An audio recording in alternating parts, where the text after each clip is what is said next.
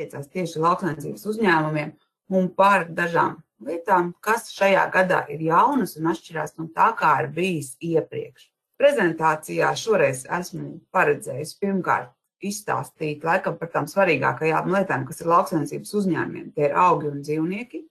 Tad lauksaimniecības nozare ir raksturīga ar to, ka ir dažādi veidi piešķirtie atbalsta maksājumi. Pavisam nedaudz par lauksaimniecības uzņēmumu gada pārskatiem, jo tagad tiem, kuriem pārskata periods sakrīt ar kalendāro gadu un kas atbilst mikro un mazu sabiedrību kategorijai, tad 31. maijs ir pārskata iesniegšanas termiņš un varbūt kādas būtiskas nianses sev sadzirdēsiet. Īsts apkopojums par to, kuros nodokļu likumos kādas atlaides atvieglojumi lauksaimniekiem ir piemērojami. Sākšu ar normatīvu aktu uzskaitījumu. Protams, tas spektrs ir vēl plašāks, bet šie ir svarīgākie, bez kuriem mēs nevaram iztikt.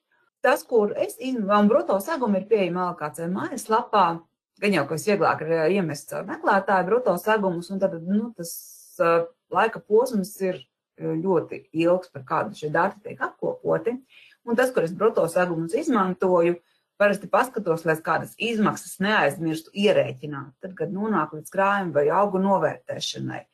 Tātad līdz brīdim, kamēr pārskatu iesniedzam, mēs šos te maksājumus, kas ir saņemti gada sākumā, liekam iepriekšējā gadā, tad 2024. gadā ieņēmumos, bilancē es viņus uzskaitu kā uzkrātos ieņēmumus. Daļa no ienākuma ir neapliekama arī tad, ja mēs pārdodam īpašumu, kur kopā ir lauksaimniecības zeme un, piemēram, mežs, vai ir lauksaimniecības zeme un uz tās ir kādas ēkas vai būves. Un, ja man auto ir UVT atbrīvots, tāpēc, kad ir lauksaimniecības ieņēmumi, šo auto pielīdzina tādam, par kuru tiek maksāts UVT.